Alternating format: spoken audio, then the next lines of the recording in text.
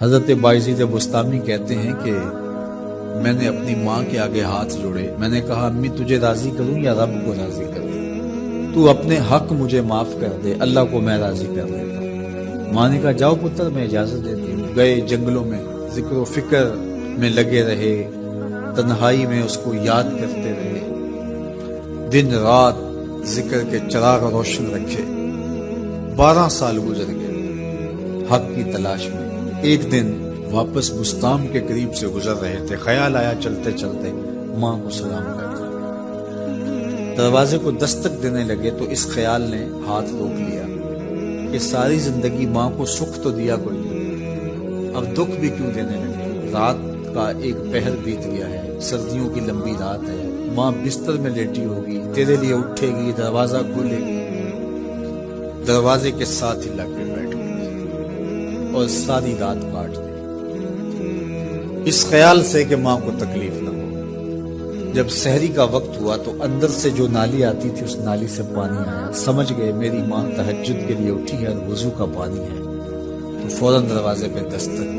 اندر سے آواز آئی بیٹا بایزید میں ابھی آئی۔ مائیں بیٹوں کے دستک کے انداز سے جان لیتی ہیں یہ کس بیٹے کے ہاتھوں کا لمس ہے۔ 12 سال کے بعد آئی، دستک دی، کہا بیٹا بایزید میں ابھی آئی۔ ماں کی تو نگاہیں ہی دروازے پہ رہتی ہیں۔ اللہ اکبر۔ کہتے ہیں کہ ماں نے دروازہ کھولا، 12 سال جنگلوں کی خاک چھانتے بیت گئی تھی، پراگندہ صورت، بکھرے ہوئے بال، پھٹے ہوئے کپڑے۔ میری ماں کی جب نگاہ میرے پہ پڑی تو اس کی چشمان سے موٹے موٹے آنسو ٹپکنے لگے اور اس نے ایسے ہاتھ پھیلا کے کہا مالک میرا بیٹا بایزید تیری طلب میں نکلا تھا، تو نے ابھی تک اسے اپنا قرب نہیں دیا۔ حضرت بایزید بستامی کہتے ہیں 12 سال کی ریاستوں سے جو کچھ نہیں ملا تھا ماں کے اٹھے ہوئے ہاتھوں سے مل گیا۔ میں نے کہا مالک میں تجھے کہاں ڈھونڈ رہا ہوں، تو کہاں موجود؟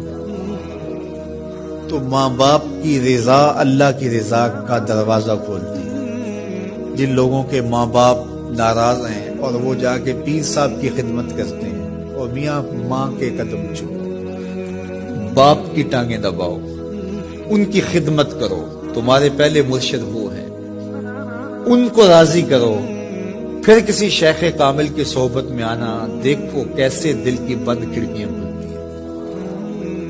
ایک مرشد تو ناراض کر رہا ہے اور دوسرے مرشد سے تمہیں کیا ملے گا؟ تو راستہ یہیں سے کھلے گا۔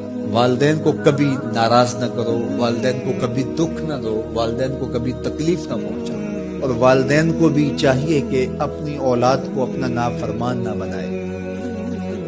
ایک بزرگ فرماتے ہیں کہ مجھے برابر 30 سال ہو گئے ہیں کہ میں اپنی اولاد کو کوئی حکم ہی نہیں دیا، کوئی حکم نہیں دیا۔ کوئی چیز مجھے چاہیے بھی ہوتی ہے تو میں بصیغہ عمل نہیں کہتا، بلکہ ایسے ہی بات کر رہی ہوں، پانی چاہیے تو یہ نہیں کہتا بیٹا پانی لے کر آؤ، میں ویسے ہی کہتا ہوں پیاس لگی ہوئی ہے، تو اگر وہ سمجھ جائے اور وہ خود لے آئے تو اچھی بات ہے، لیکن اگر وہ نہ لائے تو میں نے اس کو حکم ہی نہیں دیا، امر ہی نہیں کیا، تو اس امر کی مخالفت ہی لازم نہیں آئے گی۔ تو کہا 30 سال برابر گزر گئے ہیں، میں نے اپنی اولاد کو حکم نہیں دیا کہ کہیں وہ میری نافرمان نہ ہو جائے، کیونکہ اگر وہ نافرمان ہو گئی پلے کچھ نہیں رہے گا۔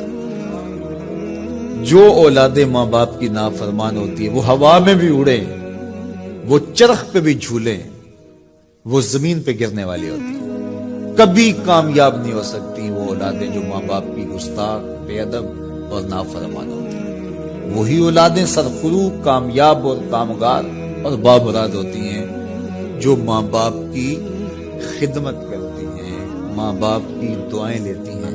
وہ ایک بچہ ماں باپ کے پاؤں دبا رہا تھا تو ایک بچہ ایک بر اعظم میں، دوسرے بر اعظم میں، تیسرے بر اعظم میں بڑے بڑے کاروبار کر رہا تھا، تو کوئی اس کا دوست ملنے آیا، اس نے کہا کہ اس نکمے کو بھی کہیں بھیج دو، فلاں جو ہے وہ یورپ میں ہے، فلاں امریکہ میں ہے، وہاں اتنی بڑی کمپنی اس نے کھولی ہوئی ہے، اس نکمے کو یہاں بٹھایا، اس کو بھیج دو، یہ تو نکمہ کسی کام کا نہیں۔ کہا یہ نکمہ ہی تو میرے کام آ رہا ہے، یہ نکمہ ہی تو میرے کام آ رہا ہے۔ تو اولاد خوش نصیب ہے کہ اپنے